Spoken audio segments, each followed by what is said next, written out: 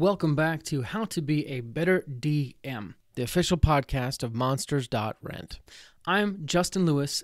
And I'm Tanner Wayland. And we are here to help you tell better stories for yourself and your players as you dungeon master sessions of D&D, Dungeons & Dragons. We'd like to give you some quick announcements. We actually have one before the show, and then after the show, if you want to stick around, we have some more announcements then as well. But first, let's talk about this. Tired of being alone?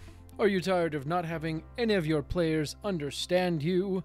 Are you tired of never truly belonging? Well, you're in luck. All you need to do is join the Guild.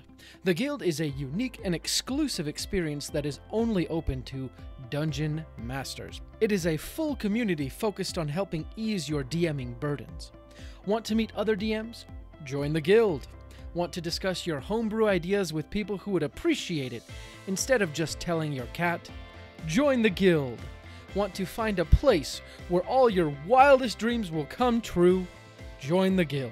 Go to monsters.rent/guild and sign up today for free.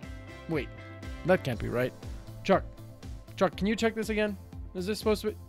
What? Oh, they're serious? It's free? Oh, okay. All right. Yes, go to monsters.rent/guild and sign up today for free, even though they are crazy for giving this away for free. Common side effects may include burping, sneezing, laughing, breathing, hearing, listening, tasting, farting, critting, sarcasm, and in extreme cases, explosive diarrhea. Awesome. With that out of the way, we can get into today's show. Welcome back to How to Be a Better DM. Today, I'm your host, Justin Lewis. And as always, we're here to help you tell better stories. One quick announcement that we didn't exactly put in today's announcements before the show is that the sister company Monsters.rent and How to Be a Better DM are officially combining. Yeah, this is a big announcement because it means that in the process of the next few months, everything that you find at betterdungeonmaster.com will actually be moved over to monsters.rent. That's the website. Monsters with an S .rent. So signing up for one-shots, you go over to monsters.rent. Buying merchandise, monsters.rent. Even now, listening to the podcast, monsters.rent, unless you're listening to it on Apple Podcasts, Google Podcasts, Spotify, any of the other kind of tertiary ones. So from now on, go to monsters.rent for any podcasting needs surrounding How to Be a Better DM. We're still calling it How to Be a Better DM, but it's changing places where it lives, essentially. And we're combining it. We're putting everything under the same roof, so that way we can give you better resources now that we have the backing of Monsters.rent even more. Now, let's get into today's show. So, this episode is about D&D, and it's about life in some small way. Playing Dungeons & Dragons is something we do just like everything else we do, and because of that, we often create expectations around the way we do things. I think it stems from our ability to think about how we think about things. Maybe subconsciously we need some sort of purpose, or we need to feel like we're achieving something, so we create these arbitrary goals, if you will. Either way, having certain unchecked expectations can be pretty damaging and counterproductive. And for the most part, for most people, D&D is just a game. For some people, it's a game that is part of their livelihood, right? But hopefully, for no one, is it actual life and death. And because of that, I think we need to all relax a little bit. Just breathe. And maybe readjust some of our personal expectations that might be making things less fun. So, without further ado, let's talk about some expectations that you might need to adjust.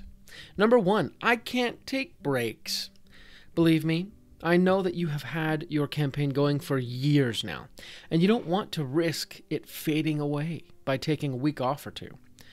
You know, I'm in the same boat. My group has been playing for a little over 3 years, and to be honest, every time I think about taking a week off or so, it gives me a little bit of anxiety. But guess what? That anxiety, it's all in my head. If we took a week off, we would be back the next week. This expectation that I can't take a break is false because everyone in my group is committed to the game. I know that because we've been doing it for 3 years. So if you have thought that maybe you could use a break as the DM, don't let yourself stop yourself from getting a probably well-deserved break. Either take a week off or have one of your other players DM a session. In my campaign, I invited each of my players to take a turn DMing a storiella or a one-shot, you could say, within the campaign. 2 have taken me up on that invite, and we enjoyed their one-shots immensely. And the best part for me was being able to relax for a week here and there and recharge a little bit. It also clued me into the fact that things might have gotten a bit stale on my end. For example, I haven't been doing as many combat encounters as I used to. And I've also let the story sort of wander away from me rather than directing it like a stagecoach driver would a stagecoach. Number 2, I can't change things up. As I mentioned before, I've recently noticed that I've been doing some things the same way, and because of that, things have gotten a little stale. I noticed this during my last session with my players. It was pretty apparent that everyone was getting bored. So I decided to end the session early and just directly move into the next story element rather than making them slug away at the boring parts. Too often, we slip into routine. And this is both a good thing and a bad thing. Routine helps us maximize effort and optimize brain power because it's exhausting to think of everything every moment. That's why, when you have new experiences, it seems like time slows down or more fits into a period of time because your brain is coming out of routine to process something new. But when you do routine things, you find that time passes more quickly.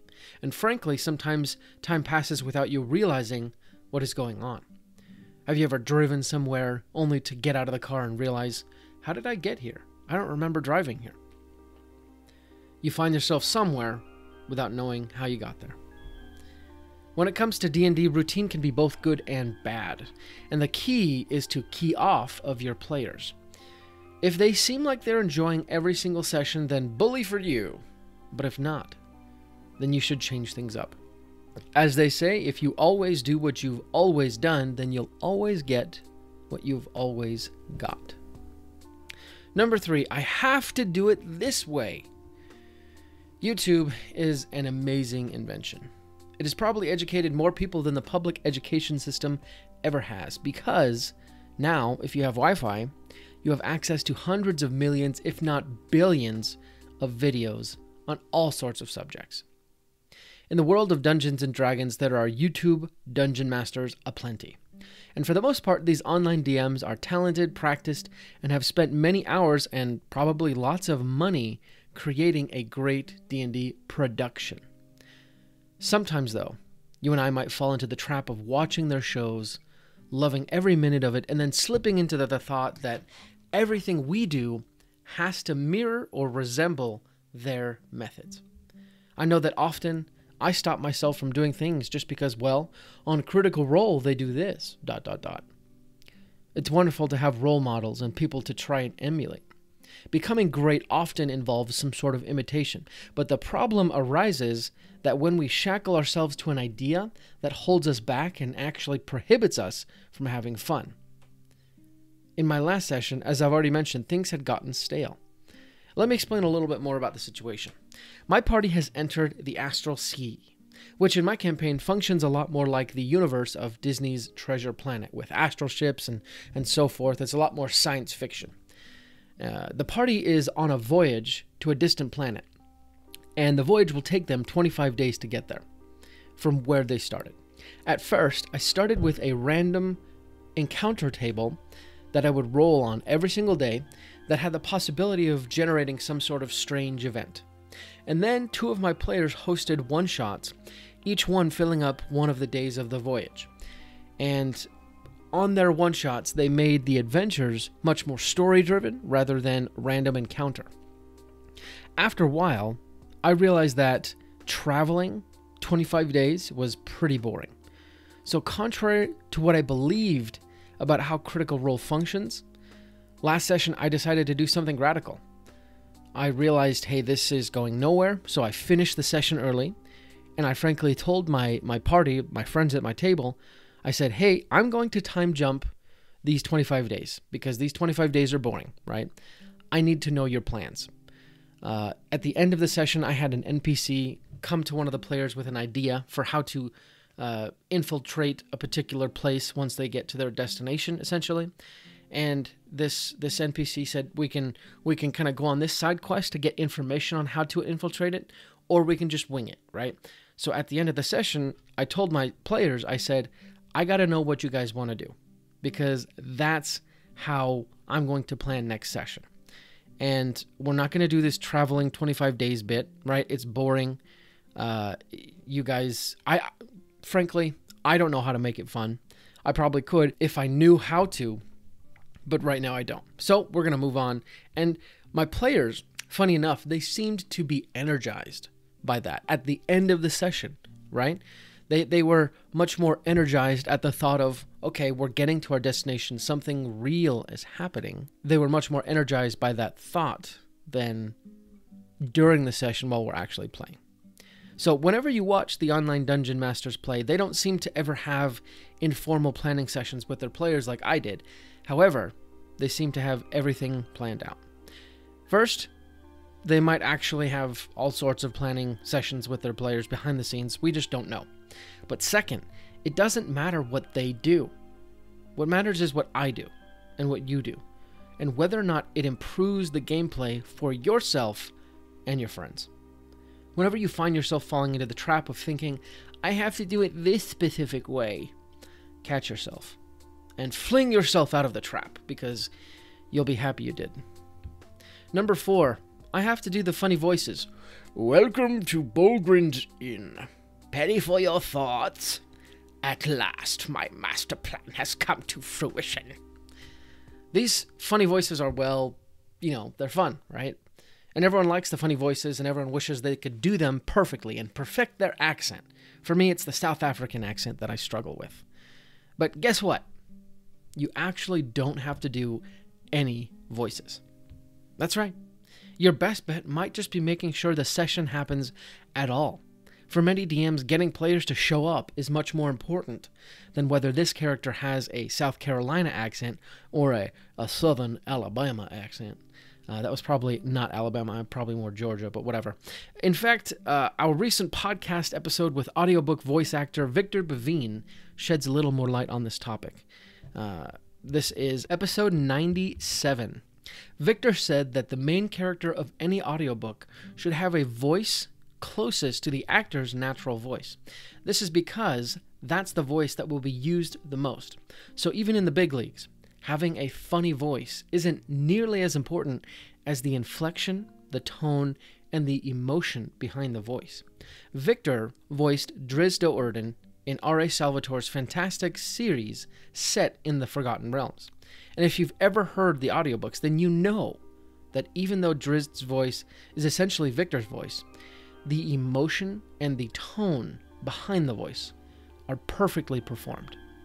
So if nothing else, keep your same voice, but change the inflections and the tone, and more importantly, the emotion. And no one will be bothered about the fact that you don't do accents. They'll instead be captivated by your performance, just like Victor's portrayal of Drizzt captivates. Number 5, I have to use minis. Now, you're probably wondering why something like this would come from me, one of the founders of Monsters.rent, a D&D mini subscription rental service. Well, it's because I truly believe that you don't actually need minis. There are good reasons to use minis, but to be frank, if it is causing you headaches, then don't bother with them. I constantly say that D&D at its heart is nothing more than a collaborative story. For that story, you only need people, something to write, a story, and an agreed-upon set of rules. Everything else is just extra layers. And sometimes in a world of being a dungeon master, you don't have time to add the quote-unquote extra layers. So don't. Just do what you can and enjoy the session. Your players will enjoy it as well. Number 6, my players have to love every single session. Obviously, we want all of our players to love every single session. Honestly, it stings a little when you realize mid-session that your players are not having a fun time. There have been a few times when one player or another in my sessions just hates what's happening during the session. And because, honestly, I'm a big softie, whenever this happens, I tend to just lighten things up for that player and kind of give them a cool experience and make it a little bit better. But frankly, I don't need to do that, and you don't need to do that. What we need to do is make sure that the story is the best story they've ever heard. In life, there are times that we really don't like. But without fail, those times always teach us something and give us a different perspective. And we may not like those difficult times, but we need that perspective. And the same thing is true in D&D sessions. Sometimes characters need the hard times to make their character more dynamic and help them grow. And if everything is easy, then the character's life will be boring, which makes the game boring for the player. And often when things get difficult for the character, the player will not be happy, unless they're a masochist. So rather than ensuring your players love every session, focus on helping your players love the campaign and the story. It's not a perfect line to walk, but you can do it. And with a little practice, your players will start to see what you're doing, and they'll like you for it. And, well, maybe they'll love you for it. Who knows? Number 7, I can't ask for help. Asking for help is a very difficult thing for some people. Most people I know who Dungeon Master have become Dungeon Masters for one of a few reasons. Number 1, probably the most common, no one else will do it.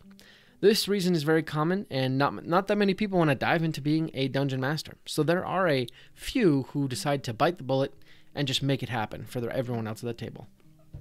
Number 2 is they want to tell a story. Others become DMs because they want to learn how to tell good stories, and they believe that they are the ones that can do it. And to be frank, there's a certain amount of pride in these people. They feel that they are good storytellers and that they have the ability to make a great experience. Or number 3, they love performing. Still others relish the thought of performing in front of others and being the actor at center stage. And here too, there's a fair amount of pride. Within the last 2 reasons, pride is at the heart of why a person becomes a DM. And that means for a lot of people, asking for help is hard. But take it from me, just ask. I've already mentioned before on the show that I've asked my co-host Tanner Whalen for some help before with a one-shot I was planning. It's a prison break type one-shot, and I was struggling with kind of the main conflict driver. And I asked him, and he completely removed some of the mental barriers I was having in creating the one-shot just by asking a couple simple questions. Even in my current campaign, I asked my players to help me by hosting one-shots themselves, just so I could have a small break. There's nothing wrong with asking for a little help. Number 8, I'm not good enough to be a DM. I don't really want to spend too much time on this one because frankly, it's completely erroneous. Let me just tell you something. Either you are good enough to be a DM or no one is. I mean, it's a game for goodness sake. You may not do it as well as some of the more practiced DMs out there, but that's okay. It requires skill, and honestly, it needs practice. You know, I myself have dealt with some feelings of inadequacy as a DM. I've been dungeon mastering for a while now, and I recently played a couple of one-shots with my buddy Jake Packham of the Dungeon Mastermind podcast. You guys should definitely check it out. But he is amazing. I asked him how many times he's DM'd, and he said, just a handful, a few times. And it just blew me away because he is so much better than I am. But guess what? That is awesome.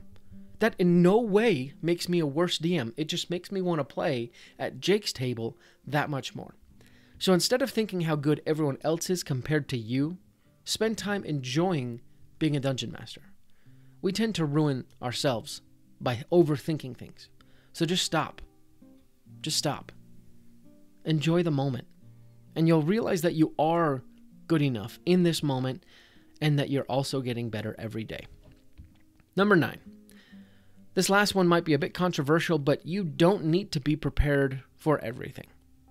There is such a thing as improvisation, and maybe you don't have all the names of your NPCs perfectly picked out. So, no problem. Just make them up. You'll probably make up some pretty silly names, but once you get a little bit better at making up names, no one will think twice about the names you make up. Maybe your players decide to follow an adventure hook that really is only half-baked. Well, great. If you need to, just put a pause on the session for like 15 minutes and take some time to prepare what comes next. That's okay too. No one has everything completely mapped out, and no one needs to. Instead, we need to roll with the punches, plan as much as we can, and enjoy the game as it's going along, because we are a player in the game too. Don't ever forget that. Oftentimes, our expectations are what set us up for failure. Because D&D is just a game, we should really lower our expectations of ourselves and our players, while still striving for excellence. Simply enjoying the experience can make it that much more enjoyable. And then again, expectations are what eventually make us great, so who's to say that you shouldn't hold yourself to the highest D&D standards? You could, after all, become the world's greatest DM who ever lived. And if you do, I just ask one simple favor: invite me to your next game so I can enjoy your prowess. Thanks for listening to today's show. We'll be back for another episode next week on Thursday. Until then, my friends, let's go ahead and roll initiative.